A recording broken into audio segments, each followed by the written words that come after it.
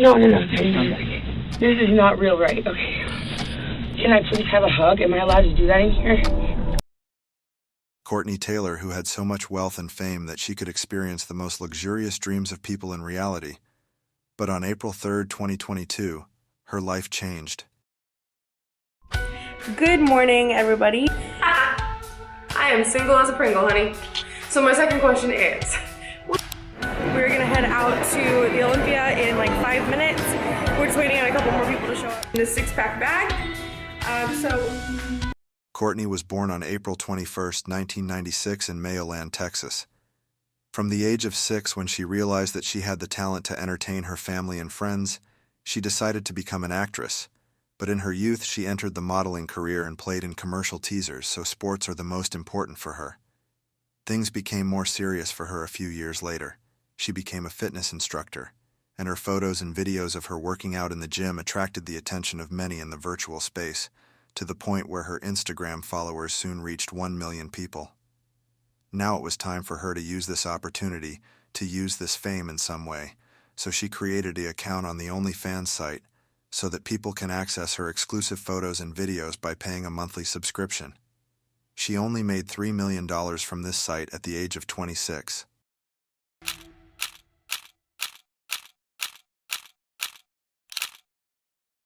Courtney now had everything in her life except love, until she met Chris Evansary.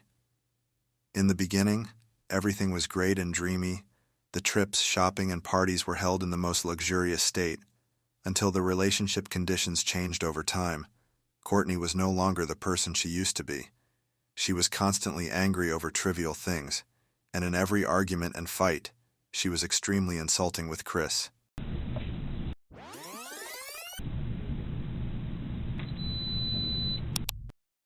After some time, she decided to move to Miami and show everyone how rich she is.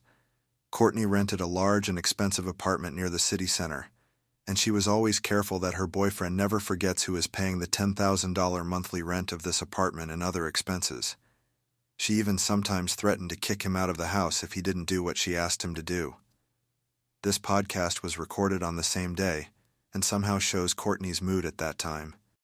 Let me clarify, I only date rich black guys. Do you like to be fully controlled, or do you? I like to be submissive. Yeah, in the bedroom, but like in my life, I don't like anybody to tell me what to do. As time went by, Courtney got out of control and started doing weirder things. Sometimes she even threw Chris's belongings from the balcony in an argument. Then she regretted it and apologized. The next day, she bought him expensive gifts like this $10,000 Louis Vuitton suitcase. Until the day of the incident finally came. The reports show that it was a good day. They started their morning with singing and dancing. Then around 1:15, Chris went out of the apartment with their dogs and walked around, returning at 4:32. In the meantime, Courtney goes live on Instagram and immediately uploads the post. 11 minutes later, it is 4:43. The noise of their arguing and fighting quickly reaches a point that it had never reached before. This is part of the audio file that their neighbor recorded from the last moments of this fight.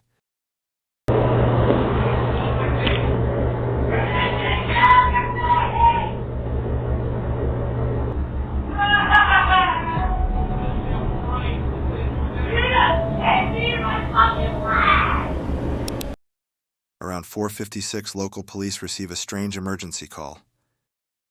I can't feel my arm. I can't feel my arm. Oh, my boyfriend is dying of a stab. Ma'am, what is the address? 134 Northeast 7th Ave. Baby, I'm so sorry. The police and emergency arrive very quickly at the scene of the accident, and there they encounter a terrible scene. The victim was seriously injured in the chest area. Everything in that house was the color of Chris's blood.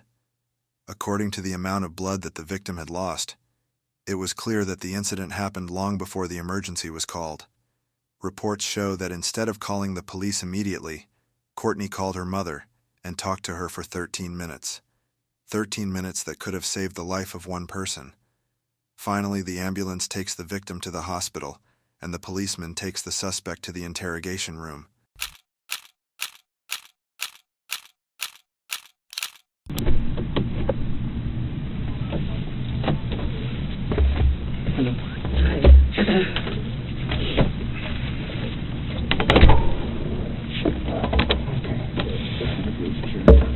My apologies for being absolutely fucking covered in blood. Listen, you don't have to apologize, okay? I completely understand. Alright? Things happen, and you can't control it. Okay? The point that we should pay attention to from the beginning is that there are two Courtney Taylors sitting in the interrogation room.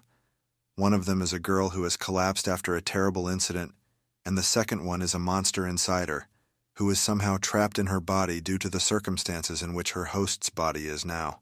She is behaving in a controlled manner, but we can see a trace of her every few minutes. When did you guys come to Miami from Austin? We visited last year in March, and we loved it.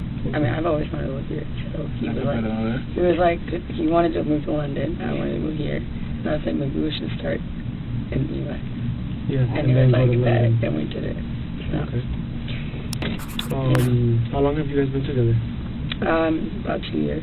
About 2 A years? year and a half to 2 years, yeah. Okay. Is he okay? Finally, after 22 minutes, the subject asks the investigator about his boyfriend's condition, while the most important thing that a normal person thinks about in this situation is that the victim is alive and well. Here, however, it doesn't seem that this case is important to Courtney at all. In the situation she is stuck in now, she didn't care at all. This is one of the factors of a narcissistic person. Such people have no sense of empathy, and their biggest concern is their own condition. Another type of this disease that may be in this interrogation room is hidden narcissism. These type of people appear to be logical. They are given a lot of attention, but it is not enough for them because they consider themselves worthy of more attention. They believe that the world has not yet realized their greatness. She has made a mistake, but she thinks that life has made a mistake about her.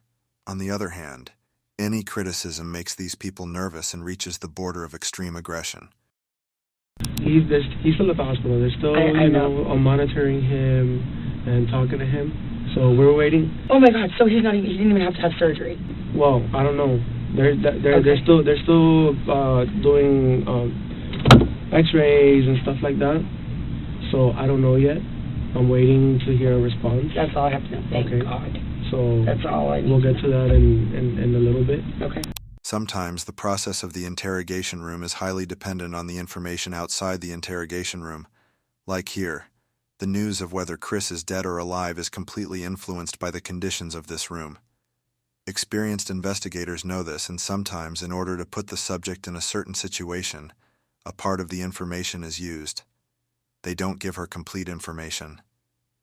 When Courtney hears that her boyfriend is alive and the doctors are working on him, not only her mood and tone of voice change, but also the way she sits changed. The police are probably trying to calm the suspect with this news so that she will cooperate with them. But when she calms down a little, she can return to her original state, and from here on she gives brief and short answers to the interrogator's questions. She is actually trying to show that she is not at all happy that they are interrogating her. Do you guys work here in Miami, or do you guys have your own business?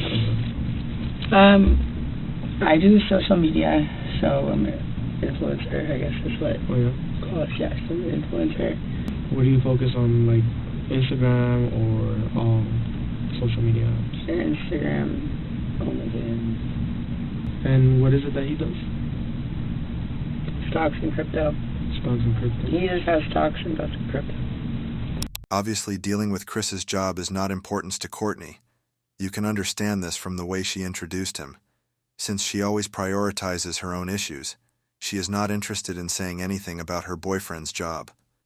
There are people who are acutely affected by this disease and cannot see anything but themselves.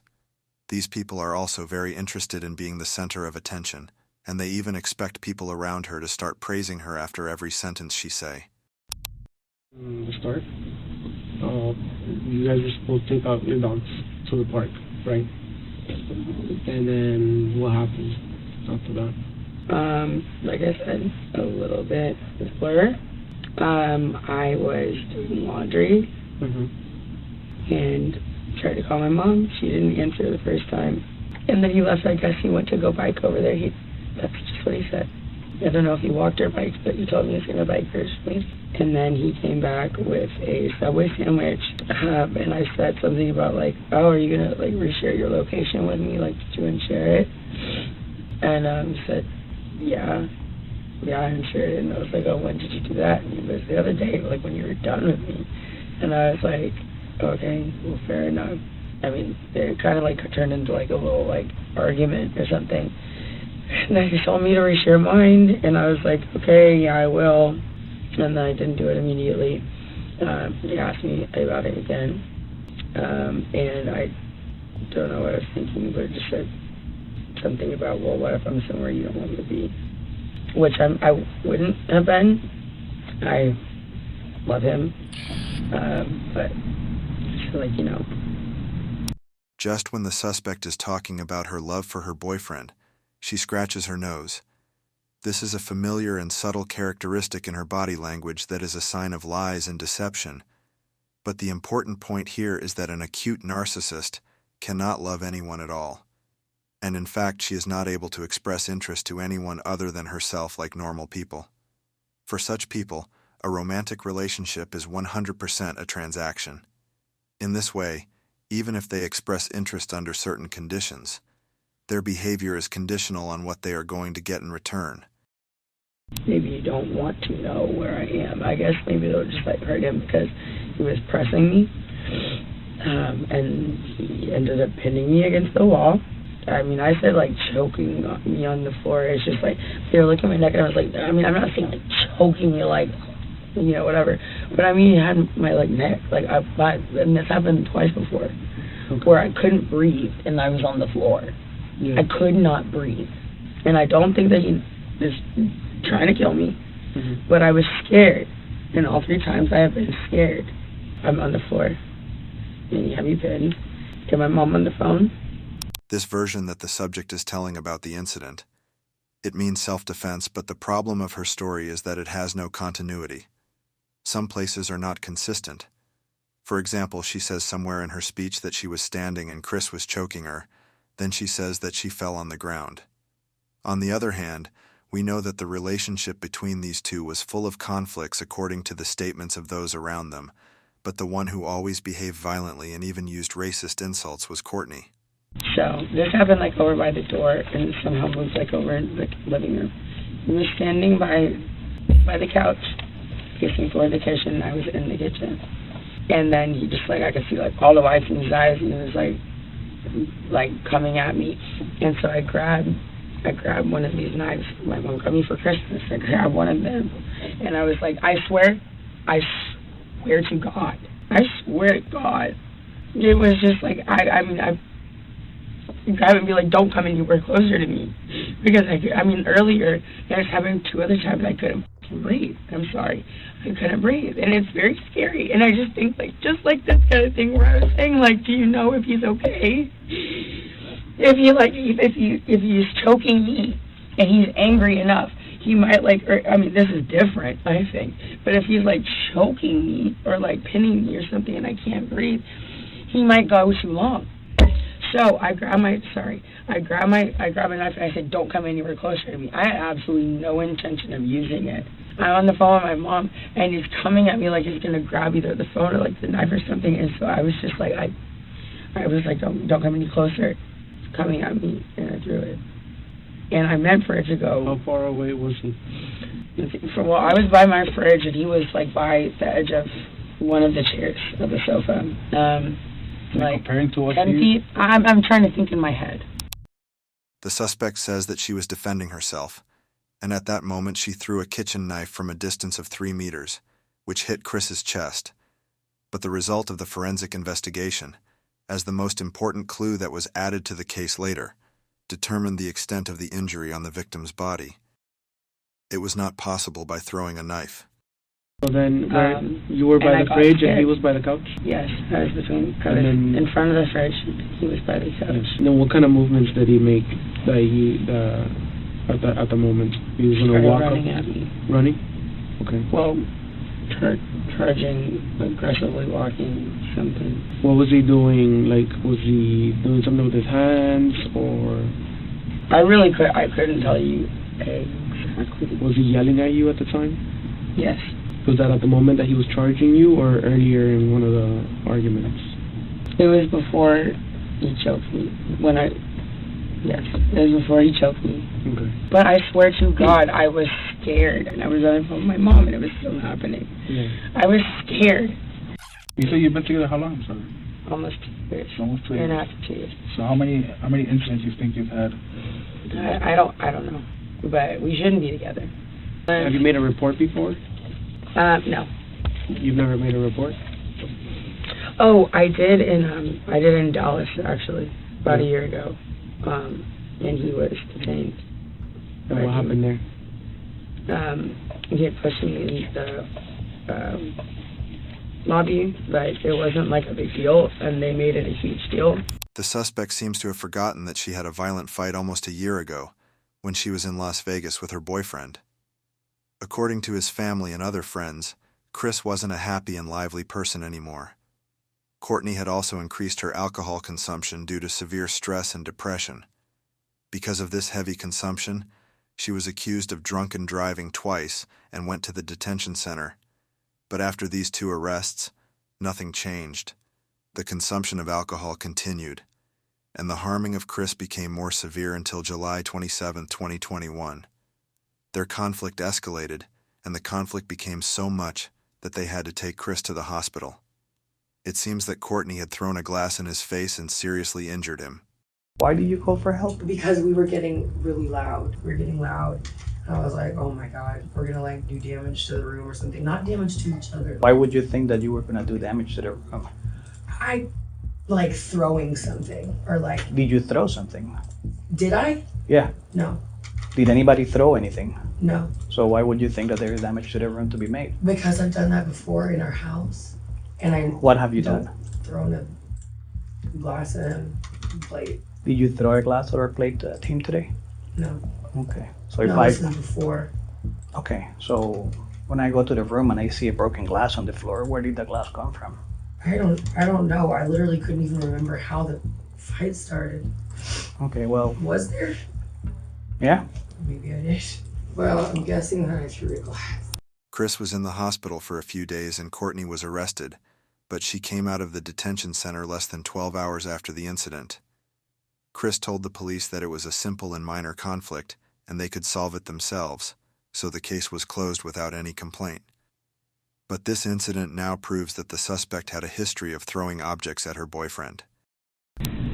One other time yesterday, for absolutely no reason, absolutely none. They harassed, not the police, but security guards from office, like young security guards. Okay. Came up for no reason.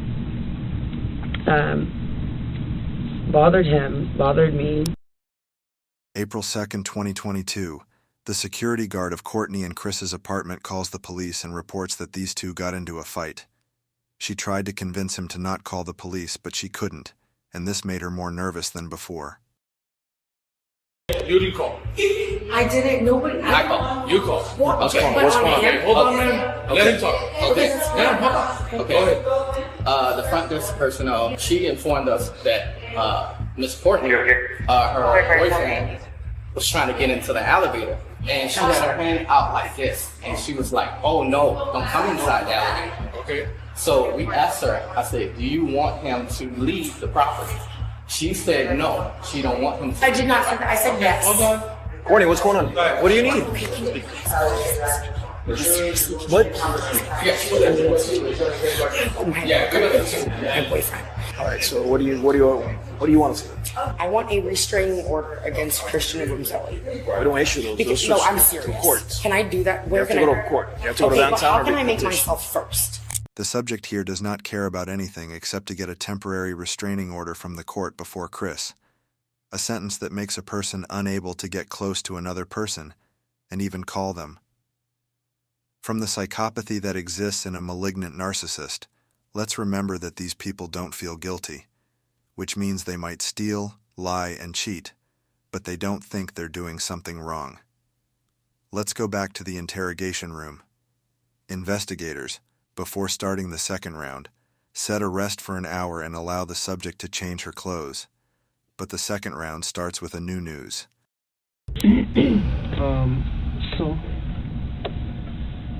we have to inform you that Christian did not make it. Okay. Unfortunately, the doctors did what they could. And Christian is dead. Yes. Oh my God. This is not real, right? Okay. There's no way. Christian died? Can I please have a hug? Am I allowed to do that in here? Sure. Yeah. Relax. It's gonna be fine. No. Calm down. Calm down. Take deep breaths. I need to hug my mom. I cannot be left alone in like a room by myself You won't be. after this. I was like, no, that's not true. That's not real, right? It is real. Christian is dead. Yes. They're not gonna lie. The last thing he ate was Subway. What I was saying to that other room, I said, God forbid, when like from far away, what if it had accidentally hit a little bit lower and he died? So we can't change what's occurred and get him before. After this interrogation, the suspect is transferred to the psychiatric department of the police department for mental health evaluation, but she is released from the hospital very soon and comes out 2 days later. It was a family affair, and Courtney actually defended herself in this case and cannot be blamed for Chris's death. Yeah, and they're seeking justice. sir? Yeah, What? let's all videotape her. Right now, you should go. Yeah, you should go. Because you just killed her boyfriend. Yeah, you did. Yeah, and yeah. Yeah, okay, cool. In order to be with her family, Courtney went to Texas and bought a big house worth $1.5 million so that she could return to her prime very quickly. The alcohol addiction getting worse and the stress disorder after the accident did not leave her. For this reason, Courtney was hospitalized to a rehabilitation center in Hawaii for several weeks. In the meantime, Chris's family, who were very upset by the news of Courtney's release, hired a lawyer to start the case again. Sometime later, new evidence was added to the case, the video of the elevator, 12,000 messages that were mixed up in these years, the film that Chris had secretly recorded of one of their fights. With the addition of these evidences and the important forensic report on the throwing knife, the court on August 10, 2022, issued an arrest warrant for Courtney Taylor under the name of second-degree murder. Now, based on the information you received that the defendant was alleged to have thrown this knife, do your observations support that? If the person who supposedly did this is an expert knife thrower, and the knife is the type of knife that you can throw, I guess that could have happened. Did you receive any information that the defendant was a knife thrower? No. So based on that fact that you did not receive that information, would it support that? No. And what would you expect to see a knife do if someone just flung it at somebody? It would just hit the body and bounce off. Did you make a determination as to the cause and manner of death? Yes. Could you please explain those to the court? The cause of death was stab wound of right subclavian artery. The manner of death was homicide. The defendant's lawyer's request to be released on bail was rejected, and she was forced to return to prison. Until this moment, a specific time for the next trial has not been announced. Courtney Taylor is currently being held in a Miami prison and is awaiting her final court judgment.